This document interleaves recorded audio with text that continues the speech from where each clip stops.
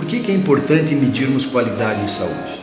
Qualidade em saúde é o numerador da fórmula para cálculo de valor em saúde.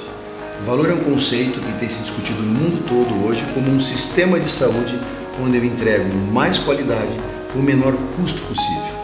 E a qualidade sempre dentro da perspectiva do paciente.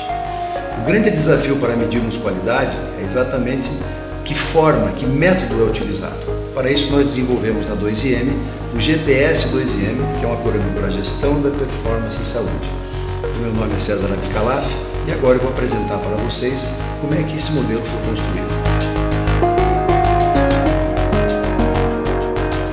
O software GPS 2IM ele tem três grandes funcionalidades. Uma delas é para ser acessado pelo avaliado, ou seja, pelo profissional, ou pela estrutura, ou pelo serviço que tem a sua qualidade sendo medida pelo modelo, ou pelo gestor, que obviamente consegue fazer todas as suas comparações. Para melhor explicar o modelo, eu vou acessar a ferramenta como se fosse um profissional avaliado. No momento em que esse profissional se loga na ferramenta, no software, ele tem acesso ao seu dashboard de análise. Esse dashboard mostra o índice de performance, que é aquele indicador composto único que o GPS gera, ou seja, é uma nota de 0 a 100 que traduz a qualidade da assistência de quem está sendo avaliado. No caso aqui, um profissional, essa é um demonstrativo, então os nomes são fictícios, os dados também, apenas para que vocês entendam o método. A doutora Beatriz é cardiologista, aqui ela está dentro do perfil 1. O GPS ele permite ter um processo de avaliação sem o DRG, por exemplo, dentro do hospital, ou com o DRG, onde os riscos são ajustados de forma mais adequada por essa metodologia.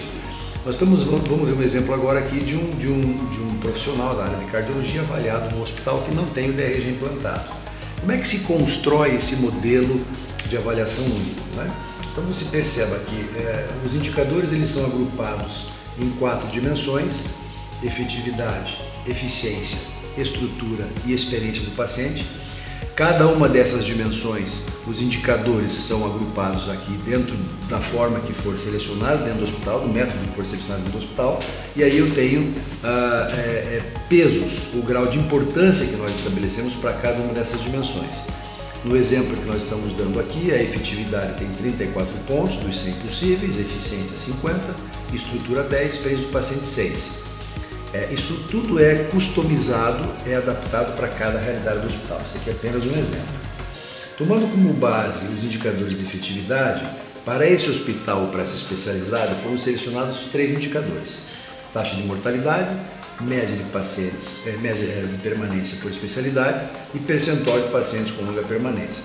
Vocês percebem que também é possível ponderar de forma diferenciada os indicadores dentro de uma dimensão. Vamos usar como exemplo o indicador média de permanência. Quando eu abro o score, eu consigo ver então que cada indicador ele tem uma banda de comparação, um parâmetro de comparação. Esse modelo que nós chamamos de bandas ideais permite que eu desenvolva um parâmetro específico para cada indicador. Esse parâmetro, quando eu comparo o valor observado com o parâmetro, eu tenho então um percentual atribuído para esse indicador. Na dimensão efetividade, o indicador de tempo de permanência, nesse caso então foi observado 6,33 dias em média naquele período de avaliação. Quando eu comparo com o resultado esperado, que é de 0 até 2,88 dias, eu percebo que ele está então no quarto desvio acima do esperado.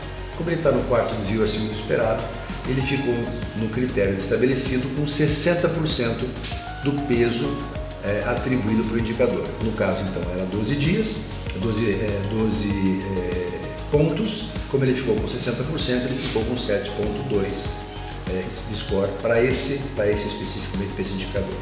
Quando eu somo todos os scores, os resultados de cada indicador, eu vou ter então uma nota final para esse profissional de 75,6. 75,6 é o que aparece no principal dashboard desse profissional que está sendo avaliado, que ele já consegue enxergar o seu desempenho e comparar com os seus pares. Quando eu consigo fazer essa análise durante todo um período de avaliação, no caso anual, eu consigo enxergar então toda a evolução do desempenho desse médico, né, da doutora Beatriz, mês a mês, comparando então com a cardiologia. Ela pode ver qual foi o mês que o desempenho dela foi melhor ou foi pior. Podemos observar a evolução da média dela durante o ano com a média da cardiologia com a média que ela teve. Então na linha azul é a média da doutora Beatriz e em cinza está a média da cardiologia. E percebemos que a doutora Beatriz teve um desempenho em média durante o ano melhor do que a especialidade. Quando nós vemos um hospital em que eu tenha os indicadores ajustados pelo DRG, a análise ela se torna um pouco diferente. Vamos pegar novamente o score de um hospital que tem DRG. Dentro da dimensão de efetividade, nós temos 3 indicadores que são gerados pelo DRG. Vamos pegar o exemplo do tempo de permanência. Para esse hospital, para essa especialidade, infectologia, aqui está o Dr. Lourenço, ele teve um desempenho de 73,38% dos indicadores de tempo de permanência. Então vocês percebem que aqui eu não tenho mais a lógica das bandas ideais. Aqui eu tenho um percentual de desempenho direto do indicador. Por que esse desempenho aparece aqui? Porque ele já correlaciona todas as altas que esse paciente teve. Todos os DRGs emitidos para esse mês são avaliados individualmente e a média ponderada final daquela avaliação dá o total do desempenho do indicador. Cada alta é avaliada de forma independente. Então, vamos pegar aqui o exemplo do indicador infecções de vias aéreas superiores, do DRG infecções de vias aéreas superiores, de severidade moderada. Ele teve um atendimento nesse período. O desempenho especificamente dessa paciente foi de 86%. Ele pode detalhar e vai enxergar que realmente o tempo de permanência observado foi maior que o tempo de permanência esperado.